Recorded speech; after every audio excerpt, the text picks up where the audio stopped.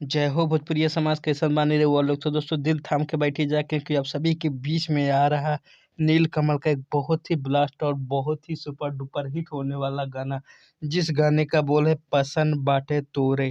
दोस्तों बहुत ही मनचला, बहुत ही प्यारा, बहुत ही एक अलग लेवल और एक अलग मिजाज का मूड बनाने वाला ये गाना आप सभी के बीच में आ रहा है। आप सभी के बीच में आज शाम इस गाने की एक झलक आप सभी को सारेगामा भोजपुरी चैनल पे देखने को मिलेगी। तो दोस्तों आज शाम को दोस्तों आप सभी के बीच में इस गाने का टीजर आ रहा है 4 बजे। तो दोस्तों नीलकमल के इस गाने को पसंद बाटे तोड़ को आप सभी लोग टीजर को बहुत सारा प्यार और आशीर्वाद दें। और जी हाँ दोस्तों, बहुत जल्द आप सभी के बीच में इस गाने का डायरेक्ट वीडियो सारा आप सभी के बीच में सारेगामा भोजपुरी चैनल के माध्यम से छूटने वाला है।